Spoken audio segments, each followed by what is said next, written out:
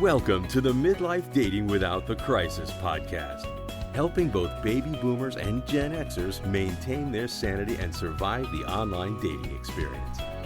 If you're a single guy or gal who find themselves back on the dating market, getting that second chance to an even better relationship, we've got your back. And now, from the 50 Dates at 50 studios, helping to bring the fun back into dating, here's your host, Paul Nelson. It's your host, Paul Nelson, here on the Midlife Dating Podcast. And in today's episode, with the assistance of dating coach Laurie Gerber, we're going to discuss a variety of topics surrounding the balance of momentum versus trust when it comes to the preliminary or budding development of a potential new dating relationship. Now, we come at this from two different angles. Laurie's approach, coming from a woman's perspective, prioritizes trust, pacing, and safety, so attraction has room to grow. My approach, coming from a man's lessons learned on the street perspective after many first date reps, prioritizes momentum and taking the lead, building upon your situational opportunities to increase the likelihood that you'll get a chance to get in front of the person that you want to meet.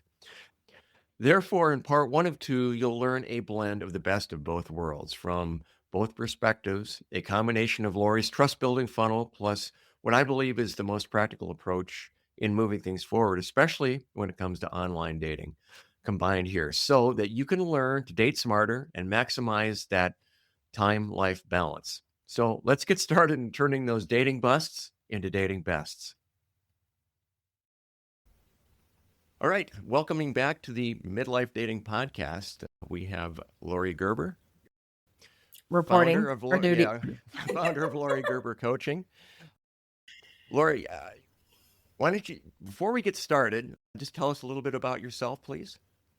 Okay, great. The thing I want everyone to remember is I am the host of Love at Any Age, which is a podcast that is designed to help midlife daters figure it out.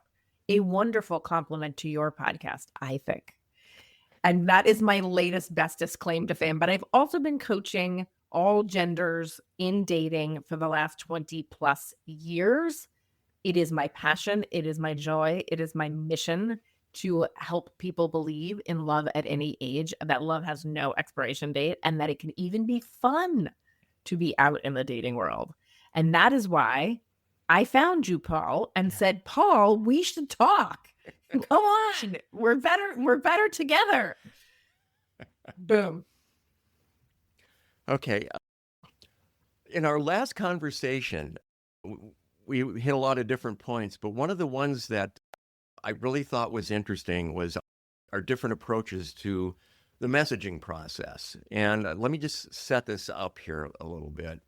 For instance, and this comes back to online dating. And for instance, I utilize online dating in little snippets of time, but I use that as a tool combined with other things. For instance, I go out and I try and make myself available in other aspects of life. We were just at a band gig in Temecula on the weekend where at a winery for 4 hours, I was mingling with some of the folks there in between gigs and whatnot.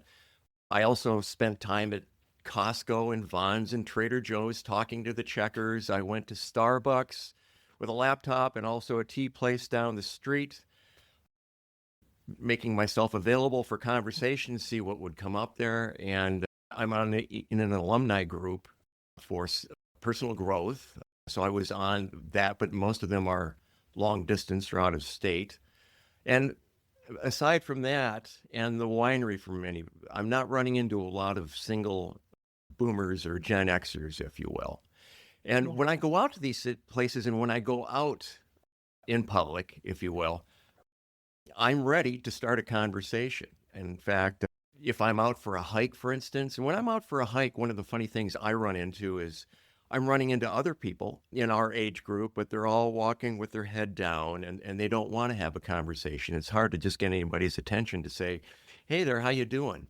If I go into a coffee shop, for instance, I will wear apparel sometimes if I am out hiking or whatnot and to start a conversation. And so I have this T-shirt that says, let's eat Bob or let's eat Bob. It's about how commas save lives. And this is such a good conversation starter. Yes, exactly. And so these are some of the things that we talk about in the personal growth group that I'm in that we can help market ourselves. And I'm also prepared when I get out to these things or I'm meeting in person is I have a card here that's got my picture on it and my name and my phone number. And it's a Google phone number, by the way, which we'll talk about a little bit. You are nailing this. Yes. And so I'm ready. I'm ready. So if I start a conversation with somebody in the grocery store, I can whip one of these out and I'm going to say, hey, let's talk further. Or let's get a cup of coffee. Here's my name and number. And it's just basically a personal card telling me about it. And if they scan it, there's a barcode on it. It says scan for positivity. And it's got a video there on the Maui morning habit, which is how I start my mornings. And it's also got some good positive songs on it, plus another spot where they can click or touch to dial my phone. So what I'm getting at in all this is when I am out, I didn't run into a lot of people that I could talk to, singles in my age group. So what this brings me to is the utilization of online dating and the dating apps. And wait. Before you move on, I'm sorry. Okay. Yes. Can I talk to you about in real life dating for a moment? Because absolutely, yes. You just said so many minutes about meeting people in real life, and you didn't let me coach you at all. Okay. May I? Yeah, absolutely. Okay. So, are you starting conversations with people you think are cute or not? Just anybody. Are you starting conversations with people who you think are cute? Sometimes. Okay. I'm an equal opportunity conversation starter. So why? Because I want to be a pleasant person. I am open. I want to learn about people. I want to learn about things. So if I have a conversation with a checker at Costco, that can be a good conversation. If I start a conversation with somebody sitting at the coffee table adjacent to me at Starbucks, that could be, they could be in my age group. They may not be in my age group. I'm just a little worried that the amount of time you're spending talking to anybody actually limits the amount of time and energy you have to talking to your target market, which is what I would suggest. I'm not saying don't be friendly with humans, of course. That's great. That's great vibes. And the lady at one checker down might be watching you chat up the checker and think, oh, what a nice, gregarious, friendly, cute guy. Maybe I'll bump into him in the parking lot. So I have no problem with you being generally friendly. I think your strategy would benefit from being streamlined to I will flirt with 2 cute women in my age group that have no ring on their finger every time I go out. Right? That would be a much better strategy, I think. Yes. My counterpoint in that would be is a lot of times when I go out, I'm not finding anybody. Okay, great. I appreciate that. I also think I think the supermarket is good. I think wherever you already go are good places, but I also feel like the gym and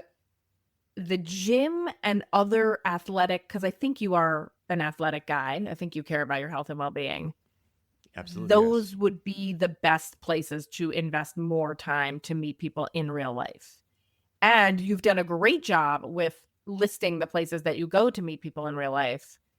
I do believe if you had to add 2 or 3 more places, you could. Where you would then, it's still not, you're right. Everyone's in their phones. You're absolutely right. Everyone's in their phones. Everyone's online. Everyone's on tech. Everyone's afraid of human contact. You're right. However, it's still a really good idea to play the in real life game and chat people up in real life. Yes. And one of the approaches I'm doing to that coming up here, by the way, is I've registered for speed dating, which is one of the things I will do as often as I can. That was going to be on my list. Very good. That's in January that I have that set up. I'm also, a while back, I visited the local pickleball place, which is indoors here. Oh my God, you're reading my mind. Yes. And so that's part of my strategy in setting these things up to meet more people in my age group, if you will. Plus meetup groups, but that's also it's like you're reading off my list. I want to say something about that card.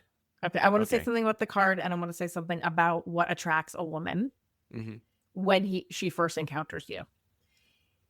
I'm sure you know this, but there is a delicate balance between showing interest and being needy. Yes. Right? Yes. Okay. So you want to show interest. You do not want to seem needy at all.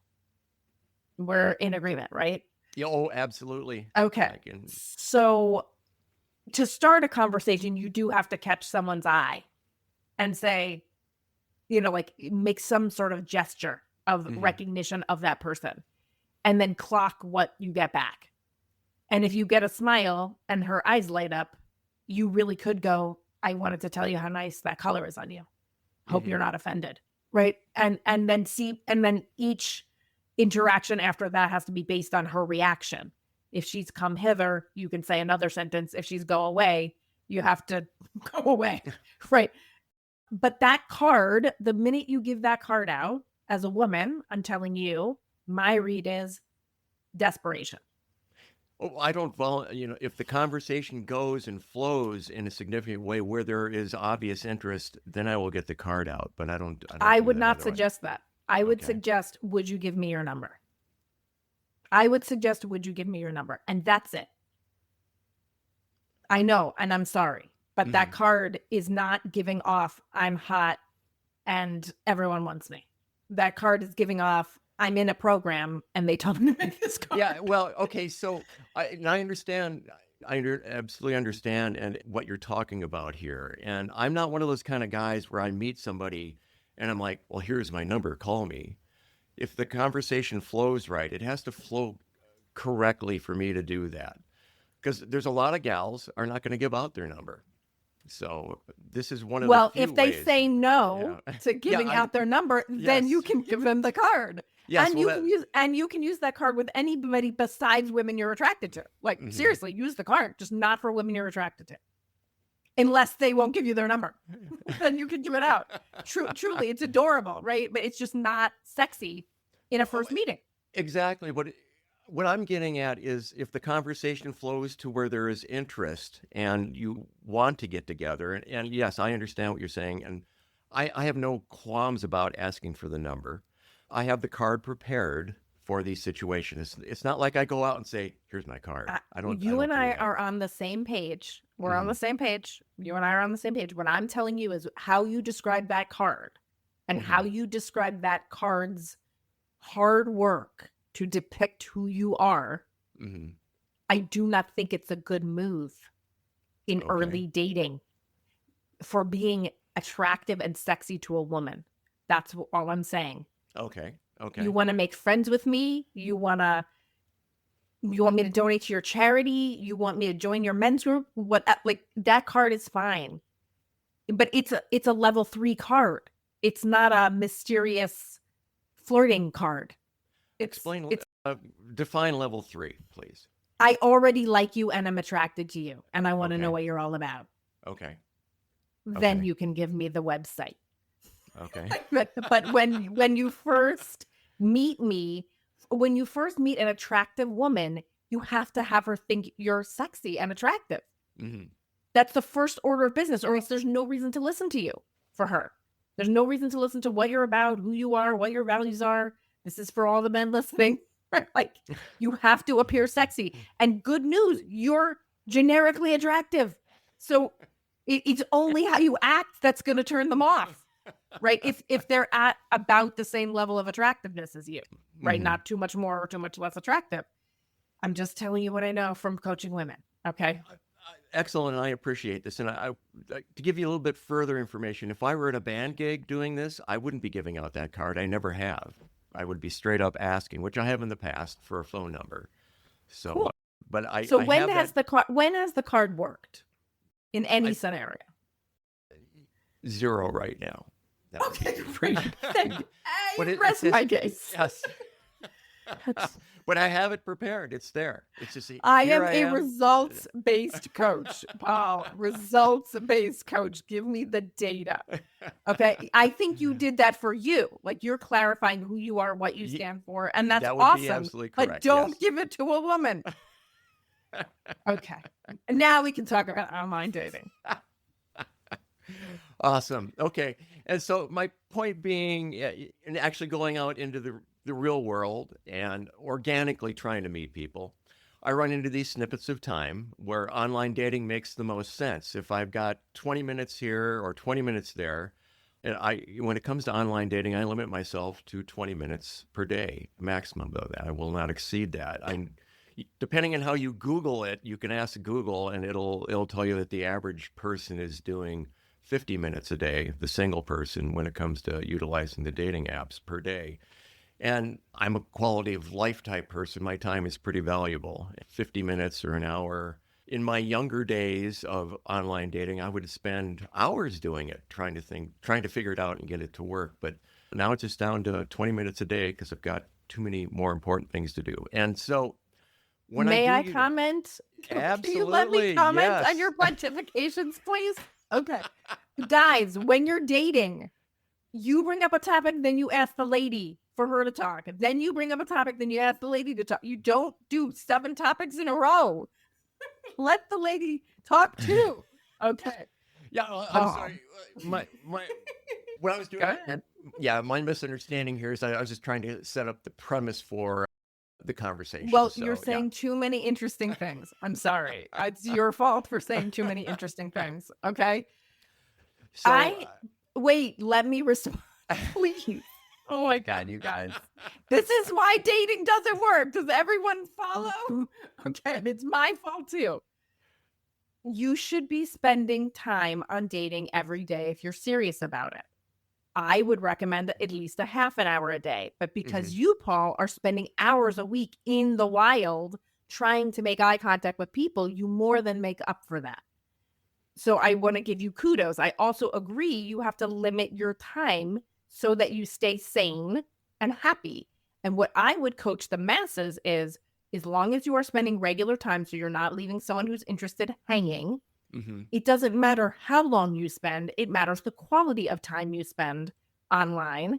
And if you're in a bad mood or you're grumpy or you're just going to prove negative theories true, it's better if you don't spend any time at all on the dating sites. Thank you for listening to my 2 cents. I will be quiet now. All right. And please interrupt me if I pontificate more. You never asked?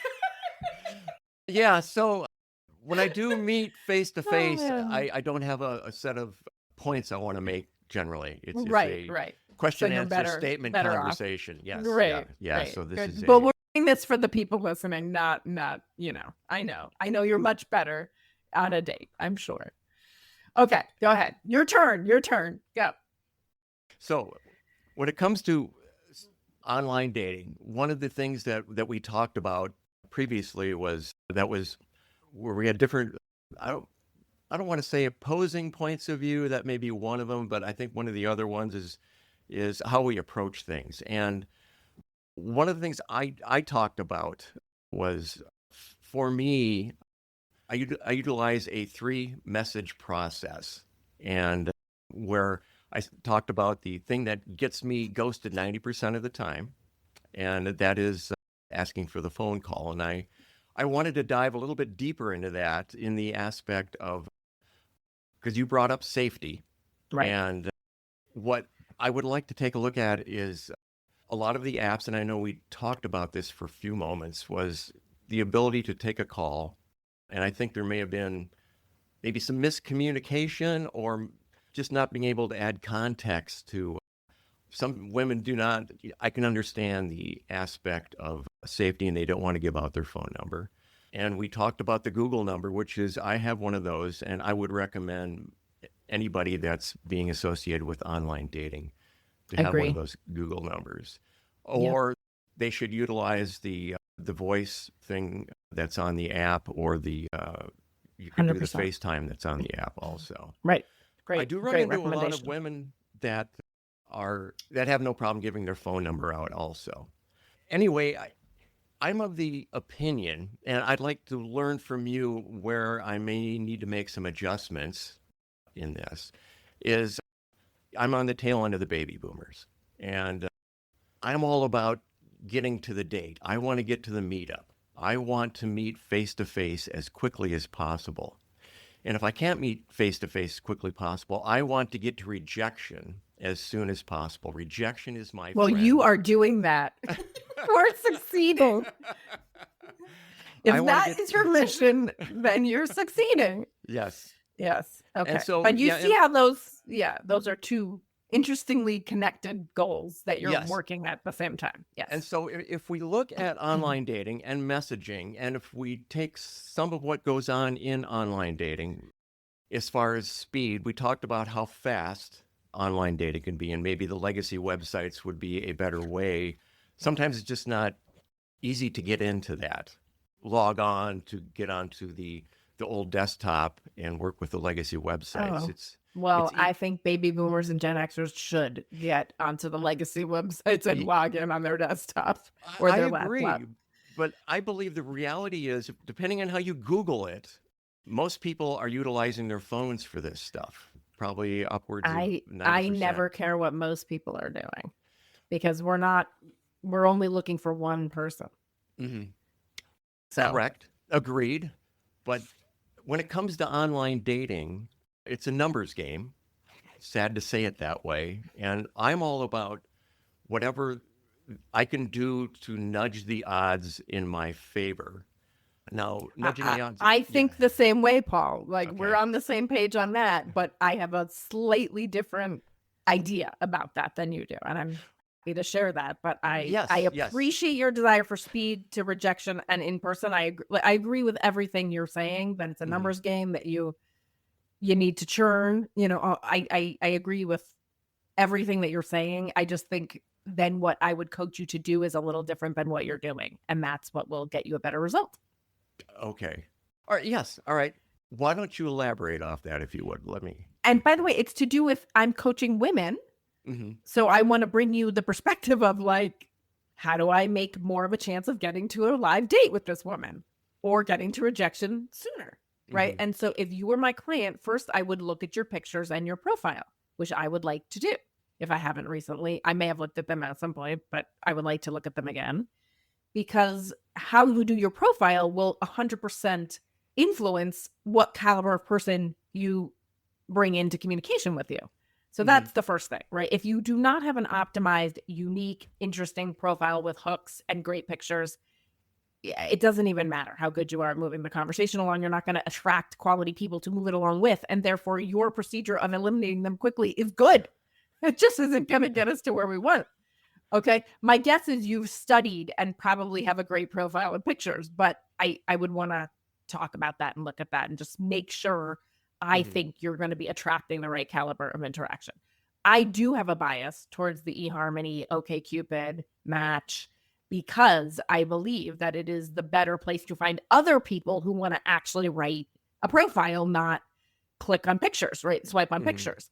So if you're looking for serious long-term commitment with someone who's value aligned, I think that is actually the more strategic numbers game to play. Okay. And again, like, we're really parsing stats in a weird way, but yes, it sounds like you want to say something, but I also want to say something else. Continue. Okay. Continue. Okay. So then I can't remember exactly where we disagreed, but what I want to say is that a woman, for obvious reasons, needs to build trust in a different way than a man does. So first of all, she has to be attracted to you, and how you so that's from the pictures. If she's messaging with you, she liked the pictures. In order to keep her attracted to you, you have to be a little mysterious, you have to smell in no way of desperation. Okay. So trying to get her to act quickly smells of desperation. So don't do that. If you want to keep her hoo-ha happy, if you want to keep her attracted, do not smell of desperation in any way, even if you're being scientific about it. So that's number one. So once she's determined she thinks you're cute, which is what everyone leads with because we're animals, then she has to figure out if she trusts you, which is what you have to build in your back and forth texting for a week to 2 weeks, not 5 weeks, not 5 months, a week to 2 weeks of how was your day? What did you do? Who'd you vote for? How are your kids? Do you like dogs or cats? Like, just bantering about basic practical issues. Where you live? Who's in your house? Like the stuff that's like, will rule out the person who's not for you and also create rapport and trust. And they know you're not a bot, and they know who you are, and they know you are serious, and they know you like them. And that's the trust I want you to build for 1 to 2 weeks. Because then I want you to ask for a video chat to check our chemistry. Right. And And then you can build further trust if it's appropriate. You can build further chemistry if there really is any. And then you can ask some more head questions, I call them, right? Like practicality questions to see, could this relationship go anywhere? If she has cats and you're allergic to cats, it was nice meeting you. Great practice. Thank you. Goodbye. Don't do a live date or you're going to get tired. If the video chat goes well, it was a pleasure meeting you. I'd like to ask you out, or I'd like to take you out for coffee. I'd like to meet you for a smoothie. I'd love to take a walk and get to know each other better. Are you up for that? And then they'll say yes or no, and then it'll be done. You'll either get a live date or it'll be done.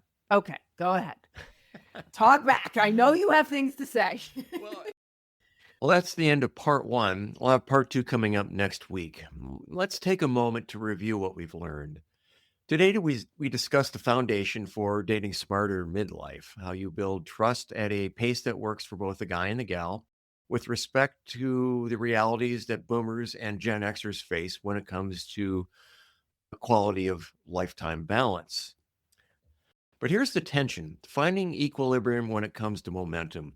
Moving too fast and potentially looking desperate, or setting off the pressure alarm, or too slow, which can kill momentum, where matches lose interest or even get distracted before you get a chance to even meet. Same goal, 2 different perspectives.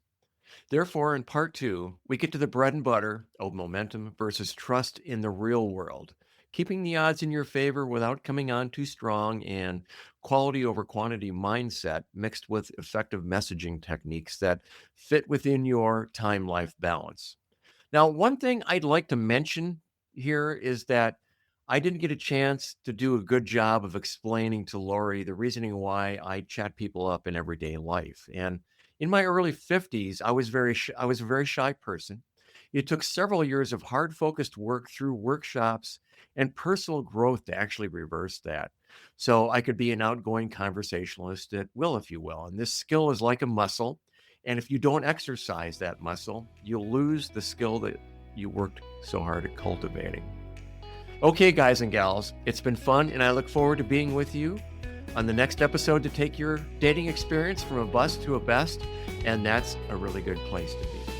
Thanks for listening to this episode of Midlife Dating Without the Crisis. Eager for more dating support? Visit 50dates@50.com for lots of free quality content. Get access to dating and relationship commentary, advice, Q&A, funny stories, movie and book reviews, along with other resources to help 50 daters sort out the pretenders and find quality dating and relationship-minded people. And remember to subscribe so you don't miss an episode.